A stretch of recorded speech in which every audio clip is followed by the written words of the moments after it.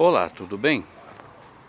Bom, estou dando prosseguimento à série de vídeos que eu me propus a fazer sobre o Asperger.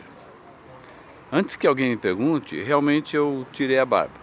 No primeiro vídeo eu estava com uma barba já até bem encorpada, mas ela começou a me incomodar um pouco por causa do calor e eu resolvi tirá-la, então não se espante. Mas sou eu mesmo, não é nenhum impostor no meu lugar. Hoje eu pretendo falar sobre um assunto um pouco delicado, sobre a questão do egoísmo e o Asperger, ou aqueles que estão dentro do espectro do autismo. Eu mesmo já fui muitas vezes, desde que me conheço por gente, acusado de ser egoísta, egocêntrico, arrogante e coisas semelhantes. Só que isso é uma acusação que não procede. E eu pretendo deixar aqui uma explicação, mostrar por que isso não procede. Todo egoísta, ele é egoísta porque ele busca sempre um proveito próprio, em detrimento de outras pessoas.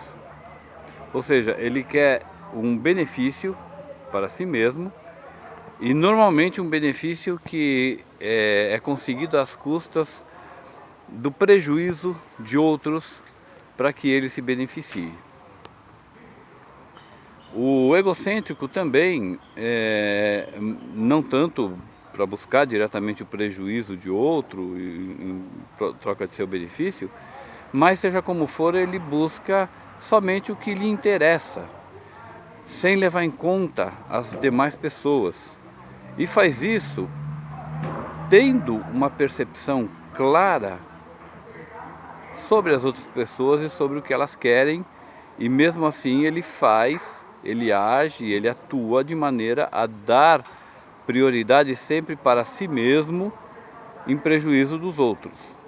Então, tanto o egoísmo quanto o egocentrismo têm em comum o fato de que a pessoa ela busca o benefício próprio para ela, sempre em prejuízo de outras pessoas e sem levar em consideração as necessidades dessas outras pessoas. Isso não acontece dessa forma com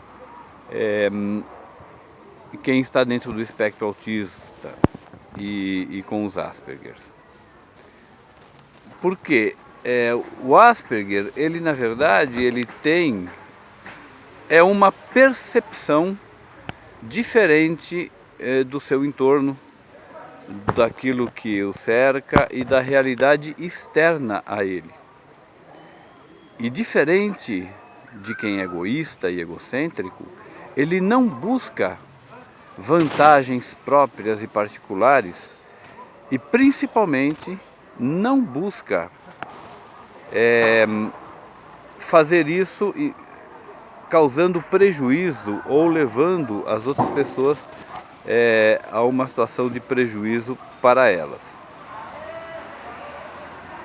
Para entender um pouco melhor como isso se dá, como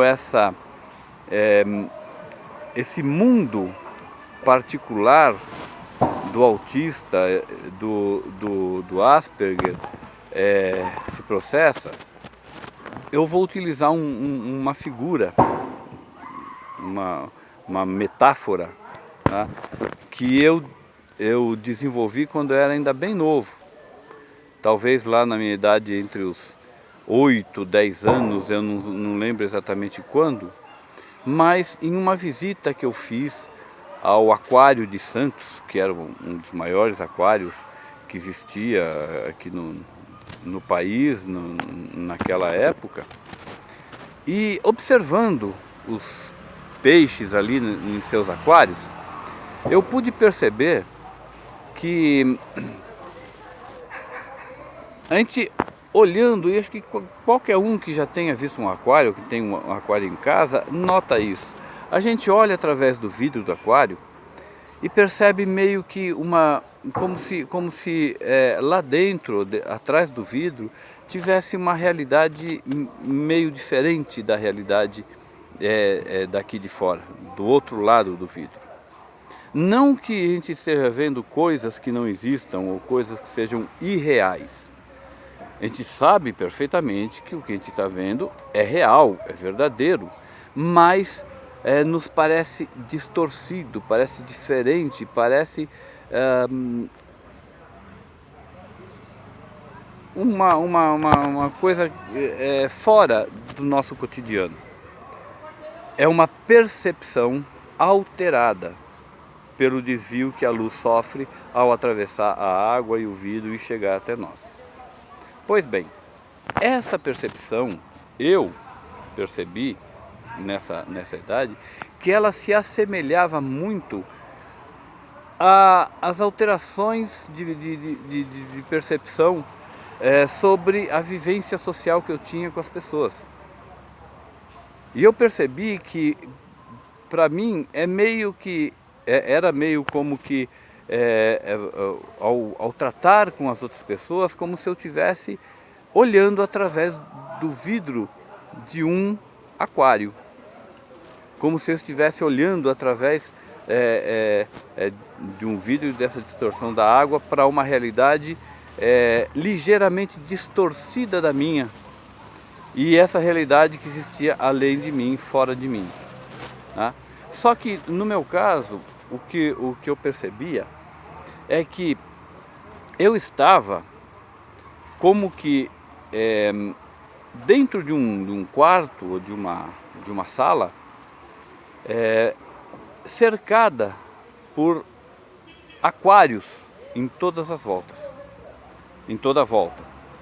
E para qualquer lado que eu olhasse, em qualquer direção em que eu me virasse, para qualquer pessoa com quem eu tentasse travar um contato, essa distorção se manifestava sempre da mesma maneira. Ou seja, não era eu olhando em um aquário reduzido, era eu imerso dentro de um grande aquário, em uma sala de vidro, em que eu olhava de lá de dentro dessa sala toda a realidade que me cercava e me sentia isolado dentro dessa sala. Evidentemente, sendo assim, já ficava muito mais fácil, ou quase que automático para mim, me fechar no meu próprio mundo. Porque a realidade externa, ela sempre precisava ser interpretada. Eu nunca conseguia simplesmente olhar para o externo, para o que estava além de mim, e reagir da mesma maneira que eu reagia com as coisas que aconteciam dentro de mim. Eu precisava sempre buscar uma resposta, uma interpretação sobre o que eu via, o que eu percebia, o que eu sentia. Com o tempo, isso foi evidentemente melhorando. No meu caso, mesmo sem eu saber que eu era Asperger e que estava dentro do espectro autista, eu fui encontrando caminhos e formas de me relacionar com as pessoas, de superar dificuldades. Eu fui percebendo parte dessas interpretações que eu fazia, elas não precisavam ser refeitas a cada instante. Então, eu posso dizer que, nesse sentido, à medida que eu fui progredindo, eu pude mergulhar dentro da água. Digamos assim, mantendo essa figura, essa representação, que eu passei a poder mergulhar dentro do grande aquário que estava fora da minha pequena sala, usando um escafandro. Aí eu podia realmente sentir a água, podia me aproximar mais dos habitantes que estavam ali do outro lado, interagir mais proximamente, mas mesmo assim eu continuava sempre com uma roupa protetora me separando do lado de fora. e principalmente com um vidro que me filtrava ainda e que me filtrava a imagem e ainda me trazia essa sensação de distorção, alterando a minha percepção. Hoje, depois de tantos anos, eu posso dizer que eu mergulho sem o escafandro, mas ainda não posso dispensar a minha máscara de mergulho, porque se eu tentar dispensá-la, tudo se torna embaralhado. Então eu sei que eu nunca vou poder dispensar essa máscara de mergulho. Esse vidro vai estar sempre presente, trazendo essa distorção da realidade para mim. Só que hoje, evidentemente, eu consigo estar mais próximo, tocar, pegar as coisas e interagir com elas de uma forma um pouco mais direta, né? Então isso leva a duas coisas. Primeiro, a certeza que eu tenho, evidentemente eu não posso dizer isso sobre todo mundo, mas que eu tenho essa convicção de que todo Asperger, todo autista, ou toda pessoa que está dentro do espectro autista, pode fazer esse caminho para aproximação da realidade externa. Mas essa realidade, ela sempre vai continuar sendo uma realidade externa.